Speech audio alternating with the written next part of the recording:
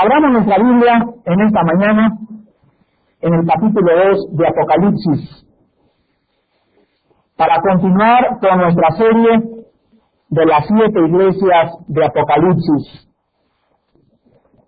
Hemos estado analizando cada domingo una iglesia diferente, muchas veces como la iglesia de Éfeso, que fue el primer mensaje, nos llevaron 2 conferencias. Creo que esta iglesia que vamos a estudiar en esta mañana, la iglesia de Tiatira, nos va a llevar también 2 conferencias, esta y el próximo domingo, porque el mensaje de esta iglesia es bastante largo. Veamos pues Apocalipsis 2, versículo 18 al versículo 29, el mensaje a la iglesia de Tiatira. Y escribe al ángel de la iglesia en Tiatira, el Hijo de Dios, el que tiene ojos como llama de fuego y pies semejantes al bronce bruñido, dice esto: yo conozco tus obras y amor y fe y servicio y tu paciencia, y que tus obras postreras son más que las primeras. Pero tengo unas pocas cosas contra ti, que toleras que esa mujer Jezabel, que se dice profetiza, enseñe y seduzca a mis siervos a fornicar y a comer cosas sacrificadas a los ídolos. Y le ha de tiempo para que se arrepienta, pero no quiere arrepentirse de su fornicación. He aquí, yo la arrojo en cama y en gran tribulación a los que con ella adulteran, si no se arrepienten de las obras de ella. Y a sus hijos heriré de muerte, y todas las iglesias sabrán que yo soy el que escudriña la mente y el corazón, y os daré a cada uno según vuestras obras. Pero a vosotros y a los demás que están en Tiatira, a cuantos no tienen esa doctrina y no han conocido lo que ellos llaman las profundidades de Satanás, yo os digo, no os impondré otra carga. Pero lo que tenéis, retenedlo hasta que yo venga. Al que venciere y guardare mis obras hasta el fin, yo le daré autoridad sobre las naciones, y las regirá con vara de hierro, y serán quebradas como vaso de alfarero, como yo también la he recibido de mi Padre. Y le daré la estrella de la mañana. El que tiene oído, oiga lo que el Espíritu dice a las iglesias. A ver si cerramos las ventanas de aquí, hermano, para tenernos duda. Hemos visto hasta este momento que el mensaje a estas iglesias que estaban localizadas geográficamente en el Asia Menor son mensajes dirigidos a las iglesias que ocupaban esta posición geográfica en esta época. Son mensajes que cubren todo el periodo de la iglesia y son mensajes ahorita para el siglo XX, 1990, para las iglesias cristianas que en todas las partes del mundo están desparramadas y que tienen diferentes funciones delante de Dios. También el mensaje a las iglesias se aplica individualmente. Entonces, vamos a ver, por ejemplo, el último mensaje a la iglesia de la Odisea, que representa la iglesia del siglo XX, porque la Odisea es la iglesia tibia, es la iglesia del siglo XX fría, que se está aletargando en su espiritualidad y que se ha convertido en una iglesia que no es ni fría ni caliente. Estos son la mayor parte de los cristianos del siglo XX, cristianos tibios, mediocres, enanos espirituales, que no quieren ni tampoco reciben la voluntad de Dios para sus vidas. El mensaje a Tiatira es un mensaje tremendo, directo, punzante, cortante, quemante, que de veras penetra el alma y el espíritu. Vamos a analizar en primer lugar la situación histórica de la ciudad de Tiatira, para que con el trasfondo histórico podamos ubicarnos en la explicación teológica del mensaje de esta ciudad. ¿En dónde se encontraba Tiatira y qué era Tiatira? Bueno, Tiatira era la menos importante de las 7 ciudades que vamos a analizar, donde están las 7 iglesias. Tiatira estaba ubicada en el largo del valle que conecta entre sí a los valles de los ríos Hermus y Calco. En la actualidad, en Tiatira, hay una línea de ferrocarril y existe ahorita una ciudad ahí que se llama Aquisar, con K. Aquisar, y tiene 30.000 habitantes. La importancia de Tiatira era la ubicación geográfica que tenía en el mundo romano, pues estaba en el camino que venía a Pérgamo con Sardis y que seguía hasta Filadelfia y la Odisea, y era la ruta para llegar a Esmirna y a Bizancio. Bizancio fue una ciudad romana que fundó uno de los Césares y que tenía una importancia tremenda porque era la ruta del correo imperial de los Césares romanos. Entonces, cualquier cartero que pasara por ahí tenía que pasar por la ciudad de Tiatira. En la ciudad de Tiatira había un dios local, que era el héroe militar Cirilo, que aparece en las monedas antiguas montando un caballo y armado con un hacha y con un garrote. También tenían en la ciudad un santuario dedicado a la oración y a la adivinación, guiado por una sacerdotisa que se llamaba Sámbate. Esta mujer sacerdotisa en la ciudad adivinaba el futuro. Tenía su dedo de cristal, tenía sus cartas tarot, tenía la tabla de la Ouija y todas las cochinadas que se usan en el siglo XX para adivinar el futuro. Pero Tiatira no tenía ninguna persecución. La ciudad era una ciudad donde los cristianos, lo vamos a analizar, eran cristianos que se habían mezclado con el mundo. Y vimos en la clase pasada que cuando el cristiano se mezcla con el mundo se hace amigo del cristiano, ¿verdad? ¿Por qué? Porque el cristiano no representa una amenaza para el mundo. Pero cuando el cristiano se separa del mundo, moral y espiritualmente, el mundo nos tiene que aborrecer. Cuando el mundo no te aborrece ni te percibe, es porque te has amalgamado con el mundo, porque sigues la corriente del mundo y porque haces lo que el mundo hace. Vamos a ver que Tiatira era una ciudad no solamente sin persecución, sino que la iglesia fue una de las peores iglesias a las cuales el Señor Jesucristo les habla. Tiatira, en último lugar, era el centro del Asia, del teñido y del tráfico en telas de lana.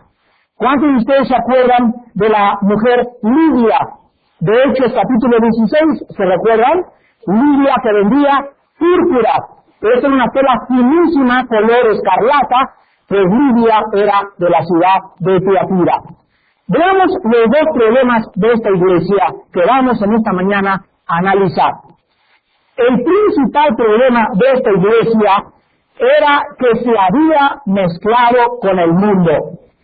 En esta ciudad se celebraban periódicamente banquetes en los templos paganos, y la carne que se consumía ahí era sacrificada a los ídolos. La pregunta era, ¿pueden los cristianos asistir a las celebridades del mundo?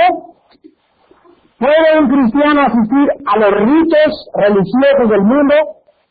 ¿Puede un cristiano unirse con el mundo en yugo desigual?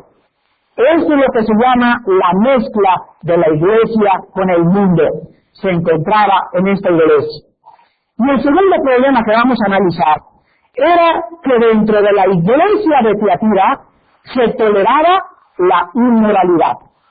En otras palabras, dentro de la iglesia había una mujer que andaba enseñando a los cristianos que no había ningún problema en que se podía fornicar con la gente, que los jóvenes podían fornicar, que los señores podían tener su amante, y los líderes de la iglesia sabían que el señor Pérez, que el señor González tenían sus amantes, que los muchachos se acostaban en inmoralidad con los muchachos no casados, etcétera, etcétera, y no había nadie que les dijera nada, porque se apapachaba el pecado en la iglesia.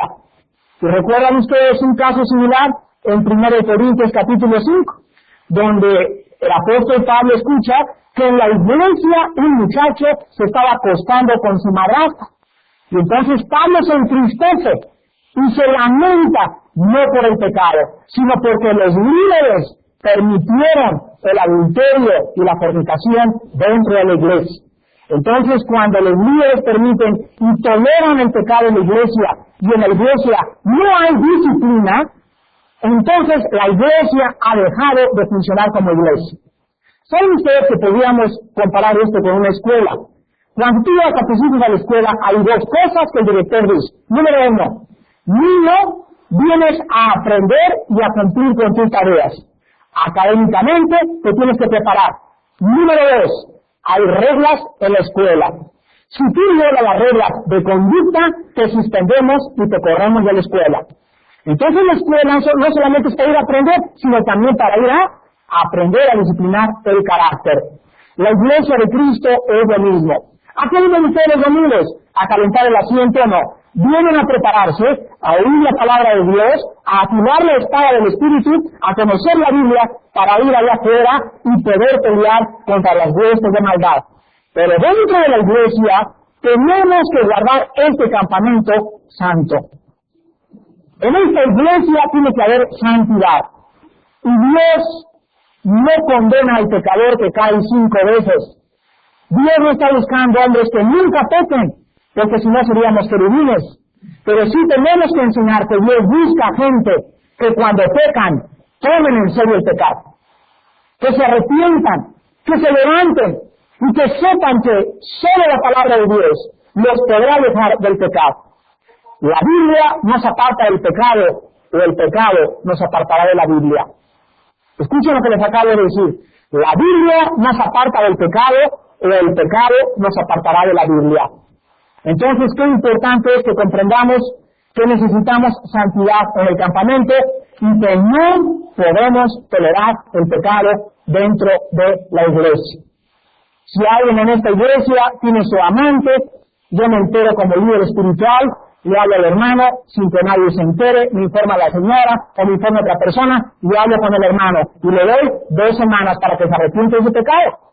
Si pasa el mes y el hermano sigue con amante, todavía hay un diácono conmigo y me acompaña y al mes le decimos, ya te dijimos que te dejes de tu pecado y que dejes de tus amantes. Si al mes él no se arrepiente, públicamente lo tenemos que correr de la iglesia. Públicamente lo corremos de la iglesia. ¿Por qué? Porque si él sigue en la iglesia, contamina a todos los demás.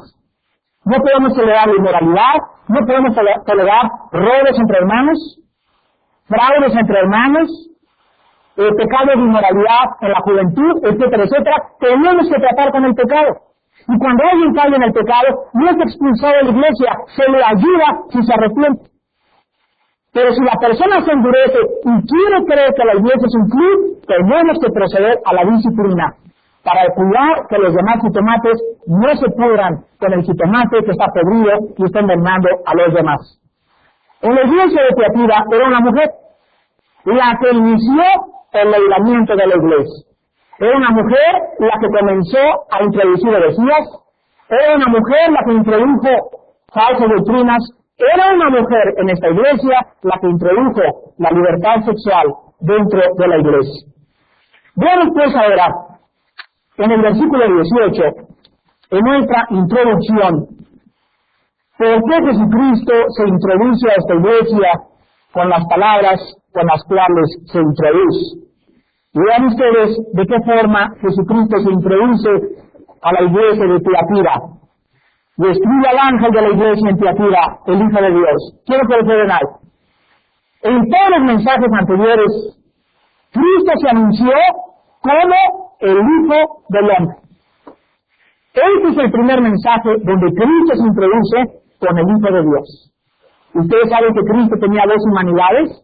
Cuando lean ustedes en la Biblia, el Hijo del Hombre se refiere a la humanidad de Cristo. Cuando dice el Hijo de Dios, se refiere a su divinidad. A la iglesia se introduce como el Hijo de Dios. Y le dice a la iglesia, el Hijo de Dios, el que tiene ojos como llama de fuego y pies semejantes al bronce bruñido, dice esto. Los ojos de llama de fuego de Cristo nos hablan de 2 cosas. Nos hablan en primer lugar de la ira de Dios contra el pecado. Cristo se introduce en la iglesia con unos ojos donde Él está viendo con una profundidad, pero también con ardor, el pecado por el cual Él murió en la cruz del Calvario. Entonces nos hablan en primer lugar de la mirada de Dios que Él tiene en contra del pecado. Dios en donde quiera que vea el pecado, Dios no tolera el pecado. Dios donde crea, donde hay inmoralidad, donde hay deshonra, donde hay violación de impuestos, donde hay fraude, donde hay robo, donde hay tibieza, donde hay engaño, todo eso lo que ve Dios lo abomina, lo odia. Por eso mandó a Jesucristo a morir en una cruz. Y en segundo lugar, esto nos habla también de que la mirada de Cristo nos desnuda. nos quita cualquier disfraz que tengamos delante de los hombres. La mirada de Cristo penetra tu corazón y puedes tener tu cara de San Martín de Porres, puedes tener cara de Santa Rita de Casia, puedes llegar a la iglesia el domingo y Dios sabe en lo profundo de tu corazón qué cosa hay en tu vida verdaderamente allá afuera de la iglesia. Entonces recordamos que Dios te está mirando. Dios me está mirando y Él sabe perfectamente bien las intenciones y los pensamientos de tu corazón. A continuación, en el versículo 19, como en el mensaje a las demás iglesias también, comienza Jesucristo diciendo a la iglesia: yo conozco tus obras, y amor, y fe, y servicio, y tu paciencia, y que tus obras postreras son más que las primeras. Aquí encontramos que Cristo reconoce el amor, la lealtad, el servicio y la paciencia de la iglesia. ¿Qué esto no es suficiente en la vida cristiana? Los que vinieron al mensaje de Éfeso lo podrán recordar. Éfeso, paciente, arduo trabajo, una iglesia muy activa, una iglesia con buena sana doctrina, y de repente Cristo les dice: pero tengo contra ti que has perdido tu primer amor. ¿Qué acaso no es eso lo que Dios dice en nuestras vidas? El mensaje a Pérgamo, el mensaje a Teatira y el mensaje a Éfeso nos muestra lo siguiente: si el trabajo a Cristo no va mezclado con el amor a Él, no es tomado en cuenta. Hay iglesias que tienen sana doctrina y no hay, hasta son celosos de los falsos profetas, pero están tan orgullosos de su sana doctrina que se les olvida el amor. Y hay otras iglesias que son puro amor, puro abrazo, pura miel, puro Dios bendice, etcétera, etcétera, y no tienen sana doctrina. Entonces, la sana doctrina sin el amor y el amor sin la sana doctrina son herejías. Tenemos que encontrar el punto de equilibrio.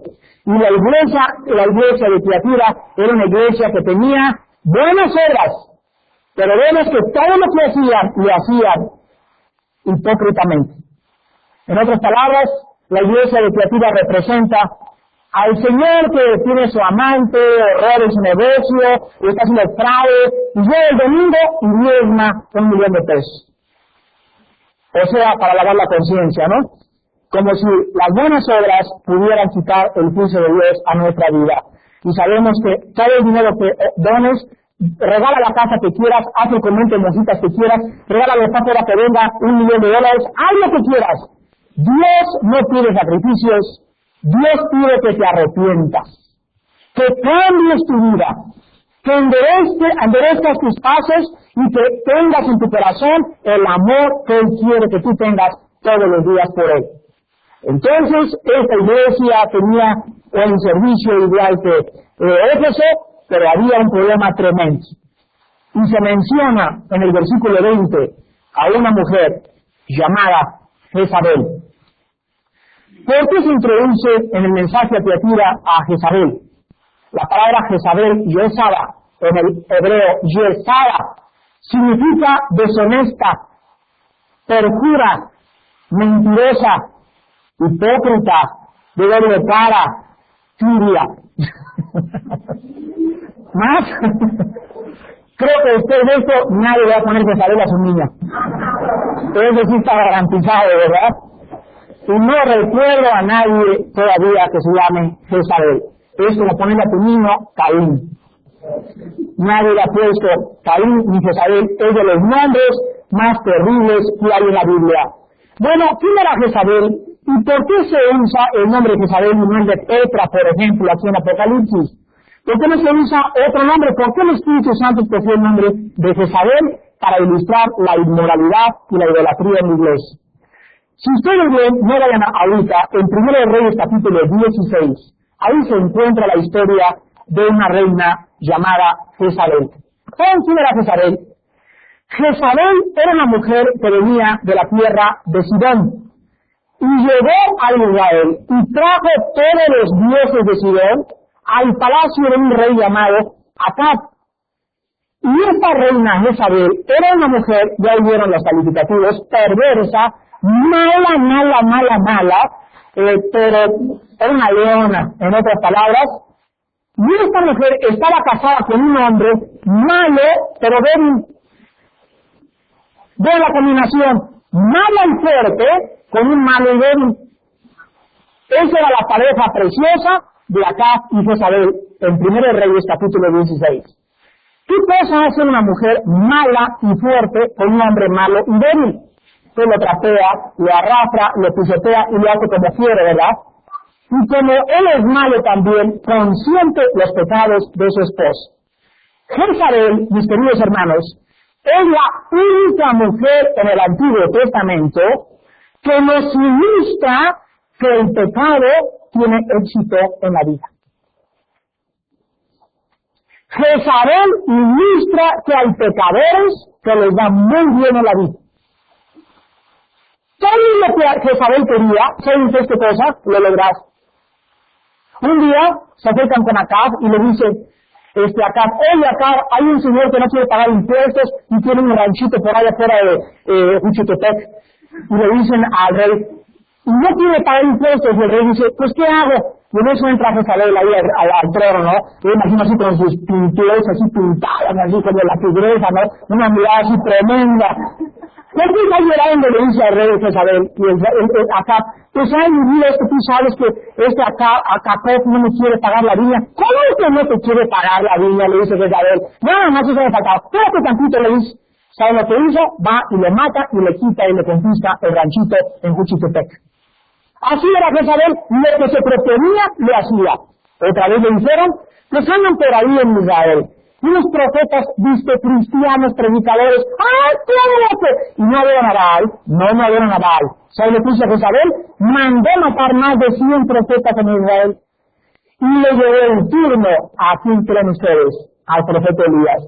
Y Elías conocía a Jezabel, y cuando oyó Elías que Jezabel andaba mandando sus guaruras para que lo metieran y le dieran para dentro de la cárcel y matarlo, ¿sabe lo que hizo Elías? Se echó a correr y se puso a llorar.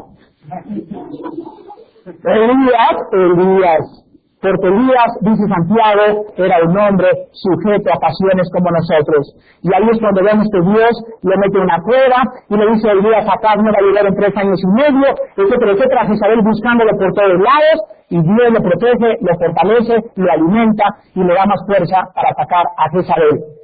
Jezabel no solamente mató profetas, confiscaba tierras, mataba esclavos, fornicaba y tenía como 25,000 amantes. Jezabel también. Una de las cosas más terribles de Jezabel era que comenzó a comprar a los profetas. Y tenía, por ejemplo, nos dice la Biblia en 1 Reyes 18-19, que tenía en su mesa 400 profetas de Israel que les daba de comer. Todos vendidos, comprados, amenazados de muerte, y hombres que prostituyeron su ministerio. Pero ¿sabe una cosa que la Biblia dice? ¿De qué le sirve al hombre ganar el mundo si pierde su alma? Yo me imagino que las mujeres que veían a Jezabel en la época de Jezabel y pasaban por el palacio, son con muchas mujeres que ven a otras mujeres pues locas, llenas de joyas, y hacen lo que quieren, y pisotean, y con guaruras, etcétera, etcétera. Y dices, la cristiana, ¿vale la pena ser cristiana? Yo fui pobrecito y todo me va tan mal. ¿Sabes una cosa? Que algún día morirá como Jezabel. Y entonces se dará cuenta que al final de su vida, todo lo que ella logró será deshecho comparado con la eternidad. ¿Cómo murió la reina Jezabel? Bueno, en 2 Reyes capítulo 9, la Biblia nos dice que la arrojaron desde la ventana del palacio hasta la calle. Igualmente murieron sus hijos, y cuando Jezabel cayó al piso, los perros llegaron, la mordieron y se la comieron viva. No murió con el golpe. Así murió Jezabel, despedazada, fracturada, lamida por los perros. Le arrancaron los dedos, le arrancaron los pies, le sacaron los ojos, etcétera, etcétera. Y así murieron también sus hijos. La Biblia dice, tus pecados te alcanzarán. Y si no te alcanzan en esta vida, te alcanzan cuando estés muerto. ¿Qué cosa la Jezabel en el Nuevo Testamento? Bueno, si la Jezabel del Antiguo Testamento era una mujer inmoral y que había metido la idolatría al reino de Israel, la Jezabel del Nuevo Testamento es cualquier mujer o cualquier hombre que introduzca a la iglesia el ejemplo de la inmoralidad y de la idolatría. Y se comienza a enseñar, por ejemplo, una ilustración. Venimos de Cabo San Lucas ahora en Semana Santa. Fui a dar un seminario a la iglesia que levantamos allá hace 7 años. Y ahora estuve dando 2 conferencias diarias. Y de repente, ¿saben ustedes lo que me dijeron? Que había un estudio bíblico donde estaban permitiendo tomar y fumar. Y los que estaban enseñando el estudio tenían 3 años en Cristo. Si me hubieran dicho que tenían 6 meses, todavía hubiera dicho yo, ¿verdad? Pues ahí le falta el hermanito. Entonces, le hablé a estos líderes y les dije, ustedes, al invitar a la casa de ustedes, a otra gente, y en tu casa a ver alcohol y a ver cigarro, están enseñándoles que se puede ser cristiano y se puede tolerar el pecado. Jezabel se había introducido a la iglesia de Cabo San Lucas. Estos líderes, gracias a Dios, que se arrepintieron, dijeron, no debemos hacer un estudio bíblico hasta que no enmendemos nuestra vida con el Señor. Pero ¿cómo es posible que estuvieran tolerando que se pudiera enseñar la Biblia con este mal ejemplo a los nuevos convertidos? Imagínense los nuevos en Cristo. Si te ven a ti que haces esas cosas, ¿qué van a pensar? Si tú lo has visto que no lo hago yo. Y comenzaba a introducirse la levadura dentro de la iglesia. ¿Qué es esta levadura? Permitir el pecado con la enseñanza de la palabra de Dios. La Biblia dice, no puedes servir a 2 amos. Veamos pues ahora entonces las enseñanzas de Jezabel. El propósito del diablo al usar esta clase de mujeres y hombres es comenzar a introducir a la iglesia, repito, la inmoralidad y la idolatría. Vean ustedes lo que dice Romanos capítulo 16. En contra de esta clase de personas, Romanos 16, del 17 al 18, para que todos ustedes se fijen, abran los ojos y cuiden sus casas, sus vidas, la sana doctrina, etcétera, etcétera. Dice Romanos 16, 17 y 18. Mas os ruego, hermanos, que os fijéis en quienes, en los que causan divisiones y tropiezos. ¿En contra de qué? En contra de la doctrina que vosotros habéis aprendido y que os apartéis de ellos. Todos ustedes saben que cuando vienen a esta iglesia o a cualquier iglesia, ustedes necesitan una declaración de fe de la iglesia. Si tú el día que dejas esta iglesia, te vas a otra iglesia, ve a la que tú quieras con tal de que tenga una declaración de fe. Pídele al pastor una declaración de fe para que sepan lo que cree su iglesia. No te metas a cualquier lado sin saber lo que creen. Gracias a Dios por tener una declaración de fe y por las iglesias que la tienen. Hace un mes llegó una señora a esta iglesia. Solo pertenecía a la iglesia con mucho gusto, hermana. Ya leyeron su declaración de fe, ya la leí. No estoy de acuerdo en todo con ella. Y me dice, bueno, hay un punto nada más, que a mí me gusta la cosa de las lenguas y las visiones, y dice, ¿sabe una cosa? Que en esta iglesia no se lo vamos a permitir. Y dice, ¿no permite las lenguas? Le digo, no lo permitimos nosotros, no lo permite la Biblia. A ver, hermano, 1 Corintios 14, Pablo dice, en la iglesia no hable más que 2 o 3, a lo mucho, y uno interpreta. Antes se me dice que no todos hablan en lenguas, porque tienen una mala doctrina, porque eso no está en la Biblia prohíbe las lenguas. Dentro de la iglesia, Pablo dice, prefiero hablar una palabra en entendimiento que 10.000 en lenguaje desconocido. Entonces dice la hermana, bueno, pues yo la seguir hablando en lenguas. Y dice, hermana, le agradezco que se vaya y busque otra iglesia donde creen eso, porque en esta iglesia usted nos va a dividir. Así que si usted comienza a preparar entre nosotros esta enseñanza, hay otros que sí lo creen, váyase allá, y que Dios la bendiga. Pero tenemos que fijarnos, abrir los ojos y conocer lo que queremos, para que no tengamos entre nosotros divisiones. Hace 3 meses llegó un señor a la Iglesia Cristiana de México y le dice a uno de los pastores, hermanos, quiero donar 10 millones de pesos a la obra. Gracias a Dios, era uno de los pastores así abrió los ojos, gloria a Dios, Padre Santo eres que siempre provee, ¿verdad? Y en ese momento llega la esposa y le dice a uno de los pastores, el dinero que mi esposo quiere donar lo acaba de robar. Así se le dijo enfrente de él.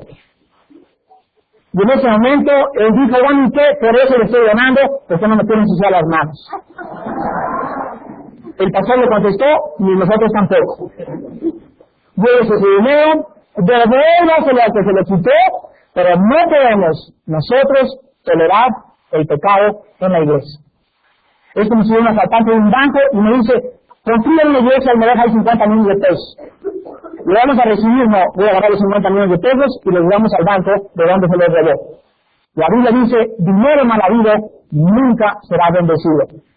Entonces, esta mujer introdujo a la iglesia, como lo seguirán haciendo muchos falsos hermanos, de los cuales tenemos que cuidarnos y avisar inmediatamente cuando digamos que se contradice contra la palabra de Dios. Vean ustedes también en 1 Corintios capítulo 6, la enseñanza de la Biblia respecto a la inmoralidad sexual. 1 Corintios capítulo 6. ¿Por qué se permite la inmoralidad sexual? ¿Por qué creen los cristianos?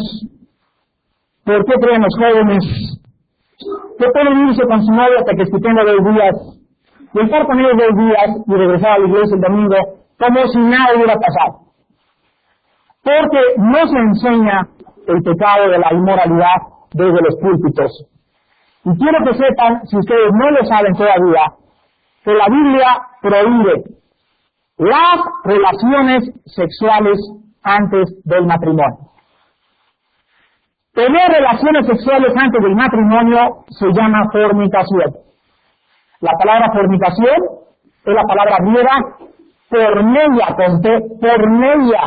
De ahí viene la palabra porno, o pornografía, o pornógrafo. Y la palabra porneia significa cualquier relación sexual ilícita. En otras palabras, la Biblia prohíbe relaciones sexuales antes del matrimonio, la Biblia prohíbe relaciones homosexuales, la Biblia condena relaciones entre lesbianas, la Biblia prohíbe relaciones con animales, la Biblia prohíbe y condena la masturbación, cualquier relación sexual ilícita que no sea en el matrimonio, la Biblia la condena.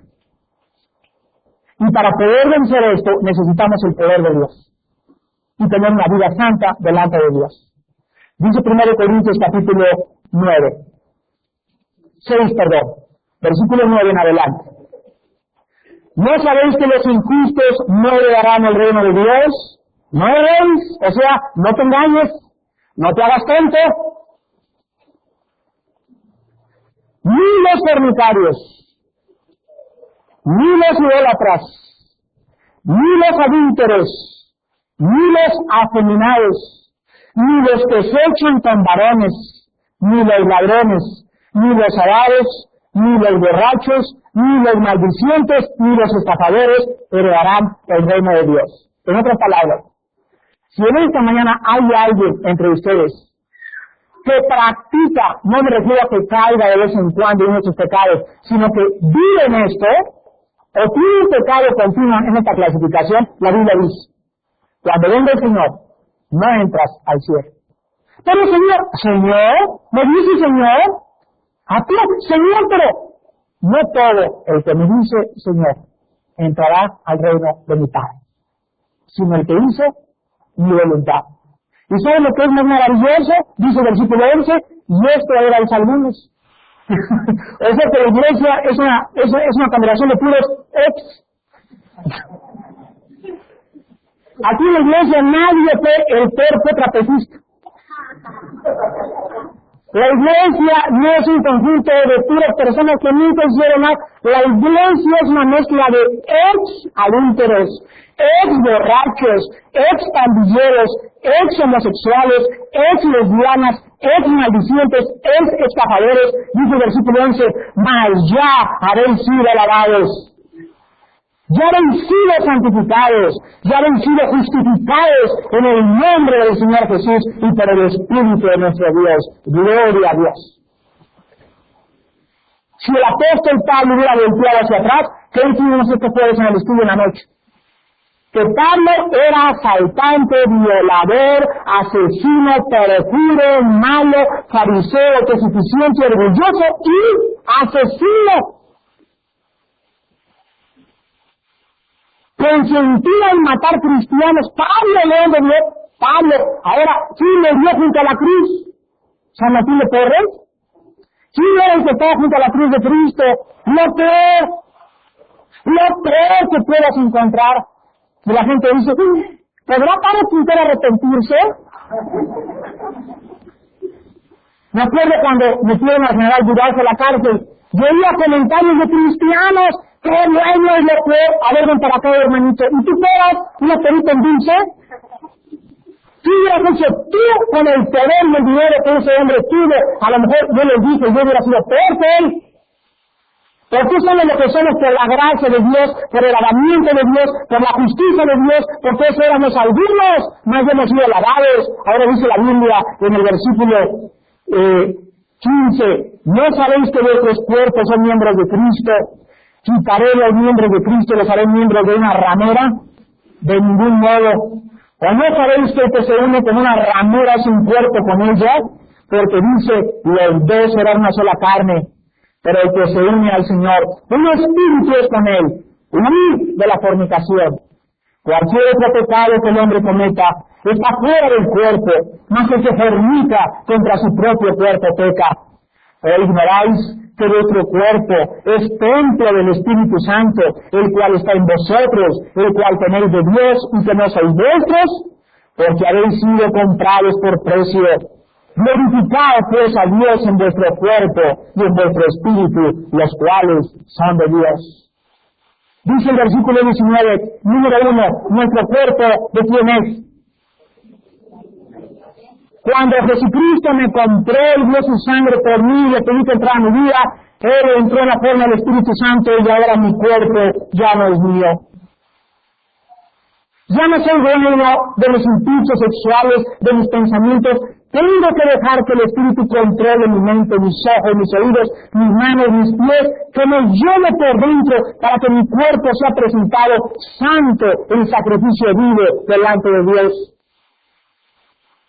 Dice la Biblia a continuación que el cuerpo lo tenemos de Dios y dice, no sois vuestros.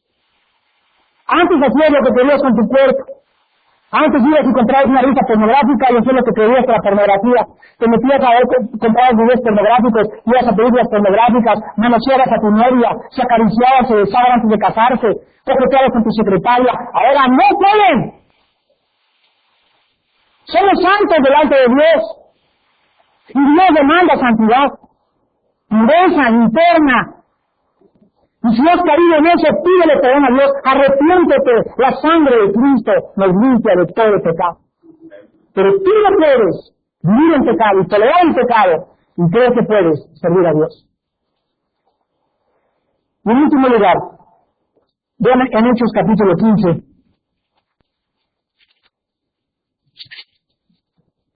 la otra enseñanza de Jezabel era que enseñaba a esta mujer que se pedía dentro de la iglesia no solamente tolerar la inmoralidad, Hechos capítulo 15, sino que también se enseñaba que podían los cristianos participar de la carne sacrificada a los ídolos, etcétera, etcétera, etcétera.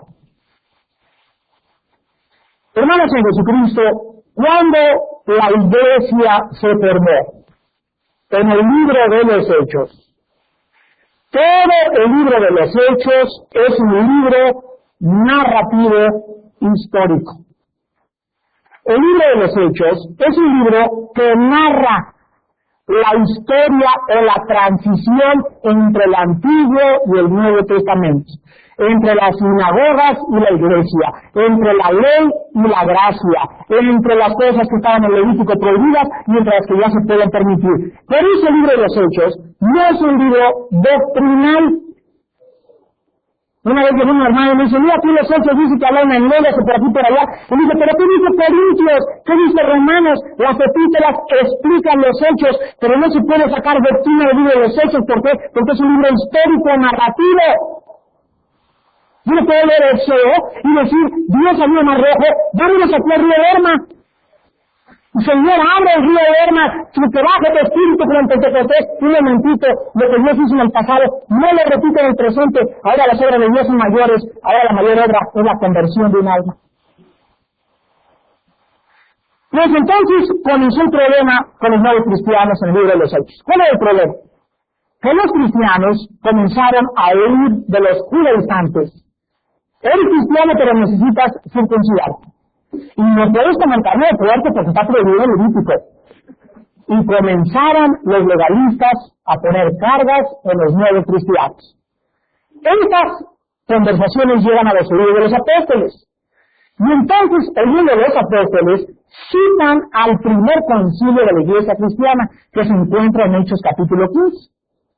Y se juntan todos los apóstoles, para tratar el problema de la ley y la gracia.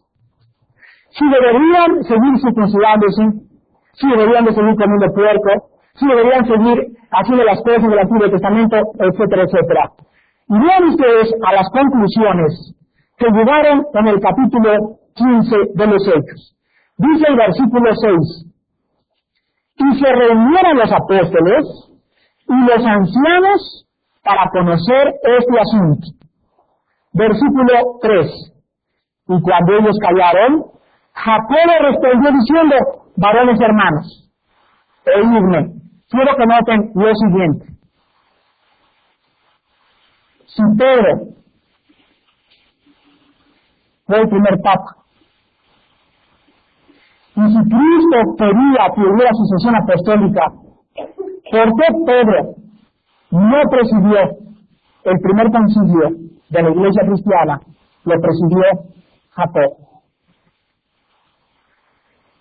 Nunca fue la intención de Cristo que Pedro fuera el representante de la iglesia, ni que presidiera los concilios. Y la prueba está que en el primer concilio de la iglesia es Jacobo el que preside y dirige la sesión y la plana mayor. Y vean lo que les dice Jacobo, versículo 14. Simón ha contado cómo Dios visitó por primera vez a los gentiles para tomar de ellos pueblo para su nombre. Y con esto concuerdan las palabras de los profetas, como está escrito, después de esto volveré y reedificaré el tabernáculo de David que está caído. Versículo 19. Por lo cual yo juzgo, dice Jacobo, que no se inquiete a los gentiles que se convierten a Dios, sino que esto les escriba, que se aparten de las contaminaciones, de los ídolos, de fornicación, de ahogado y de sangre. Versículo 22. Entonces pareció bien a los apóstoles y a los ancianos con toda la iglesia elegir entre ellos varones y enviarlos a Antioquía con Pablo y Bernabé, a Judas que tenía por su nombre Barsabás, y así los varones principales entre los hermanos. Versículo 28. Porque ha parecido bien al Espíritu Santo y a nosotros no imponeros ninguna carga más que estas cosas necesarias. Y aquí se resume lo que se prohíbe y se permite en el Nuevo Testamento. Vean el versículo 29. Que os abstengáis de lo sacrificado a ídolos. De sangre, el cristiano no puede comer moronga. Fuera los taquitos de moronga. Antes no lo sabías, ya lo sabes. ¿Por qué?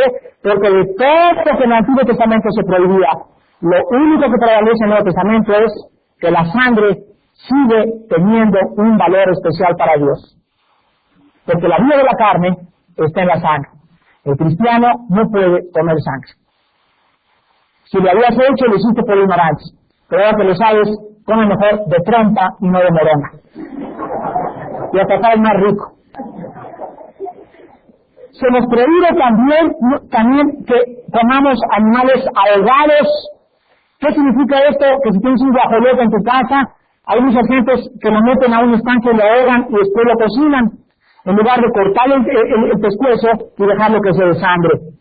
Entonces se acostumbraba a ahogar a los animales para matarlos, otros le agarran la pelota y le hacen así el pescuezo, pero lo cocinan con la sangre.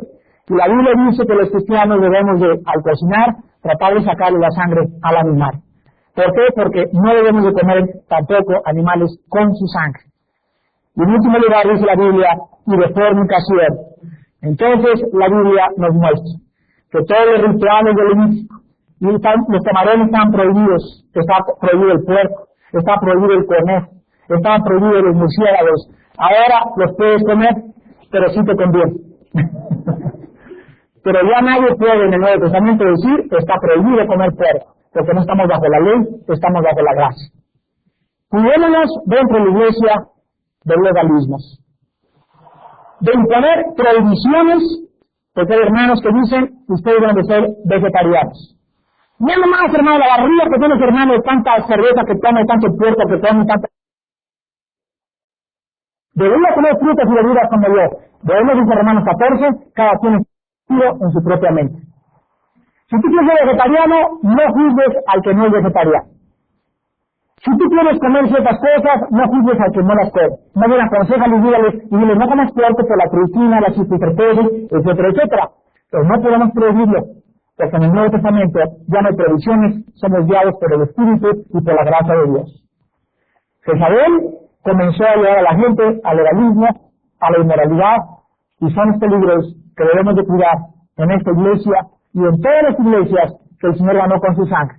Porque el diablo es experto en meter en medio de nosotros falsos hermanos, por lo cual debemos de fijarnos y abrir los oídos de cualquier cosa que oigas para que podamos nosotros mantener la sana doctrina y la santidad en la casa de Dios. El próximo domingo continuamos con la iglesia de Tiatira. Despidámonos en oración. Te damos gracias, Señor, en esta mañana por tu palabra, porque verdaderamente en esta mañana tu palabra ha sido como el fuego. Tu palabra en esta mañana ha sido como el martillo que quebranta la piedra y como el fuego que todo lo abraza. El fuego de tu palabra quema dentro de nuestra vida esas áreas que todavía no te hemos entregado. La dureza de tu palabra y lo directo de tu palabra penetra nuestra conciencia, nos desnuda delante de ti y nos reargulle y nos mueve al arrepentimiento. En esta mañana, Dios quiere que muchos de ustedes se arrepientan de su vida, cambien su vida de pecado y recuerden que la paga del pecado es la muerte. Tus pecados algún día te tienen que alcanzar tarde o temprano. Nadie podrá burlarse. No rey, Dios no puede ser burlado. Dios tiene compasión y es compasivo y misericordioso, porque de tal manera amó Dios al mundo, de tal manera te ama, de tal manera quiero decirte en esta mañana, no sigas en esa clase de vida que dio a su Hijo unigénito, para que si tú en esta mañana crees en Él y aceptas por la fe, en una fe sencilla, la muerte de Cristo como la respuesta a tu pecado, Dios no quiere que te pierdas, sino que tengas la vida eterna. En esta mañana Dios les pide que se arrepientan, que endereces tu camino y que le entregues tu vida a Jesucristo. Y si hay alguien que ya es cristiano, pero que cree que puede salirse con la suya, no eres un paso más desde esta mañana. En esta mañana, pídele perdón a Dios, detén la carrera loca de tu pecado. Hoy que tu corazón ha sido preparado por el Espíritu de Dios, pídele perdón a Dios, porque si no Dios te va a juzgar como juzgó a la iglesia de Tiatira. Y en esta mañana también hay personas que no tienen a Jesucristo en su corazón, que has venido tal vez por primera vez, o a lo mejor pensabas que eras cristiano, pero a la luz de la Biblia, tu vida está divorciada de lo que tú crees. Una cosa crees y otra cosa practicas, y esto es vivir una vida doble. Delante de Dios es una vida de hipocresía. Te pido en esta mañana que recibas a Jesucristo como tu Salvador. Y tú me preguntarás, ¿qué puedo hacer en esta mañana para hacer la paz con Dios y para comenzar a caminar con Él? La Biblia dice que en primer lugar te arrepientas de tus pecados. Que en esta mañana reconozcas que tu vida está manchada por el pecado, los cuales han ofendido a Dios gravemente, y que Dios te tiene que juzgar.